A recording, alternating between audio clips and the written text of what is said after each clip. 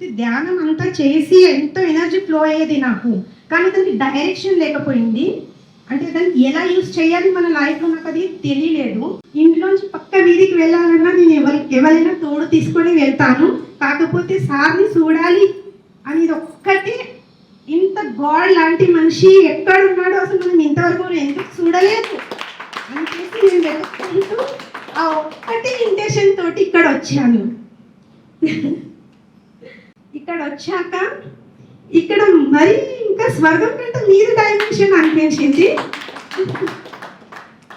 అన్ని అద్భుతాలే ఎంత పొందాను అనేది అసలు అన్కౌంటబుల్ ఉంది, చెప్పలేను. మీరు వచ్చి అనుభవం తీసుకుంటేనే తెలుస్తుంది. అయితే ఫస్ట్ డేని చేశాక సెకండ్ డే నాకు నా బాడీ ఎంత లైట్గా ఫీల్ అయిందంటే నేను అసలు నాకు నమ్మకమే కలగలేదు. నేను ఒక ఫెదర్ లా నాకు బాడీ అయిపోయింది. నాకు అందుకు అసలు అనిపించలేదు ఇలా కూడా అవుతుందా అని. అప్పటి నుంచి ఇప్పటిదాకా నేను ఎలా ఫీల్ అయ్యానంటే పూర్వం చెప్పుకోలేను. ఒక స్వర్గంలోనే ఉన్నట్టే నాకు ఉంది. అసలు ప్రతి క్షణం నేను స్వర్గంలోనే ఉన్నాను, అంతకంటే నాకు వేరే కొలత రాదు. అసలు ఒక్కొక్క దినం నేను ఒక్కొక్క గిఫ్ట్ను పొందాను. డైలీ ఒక్కొక్క గిఫ్ట్ను సార్ ఇచ్చాడు. ఆనందం, ఫస్ట్ ఆనందం, తర్వాత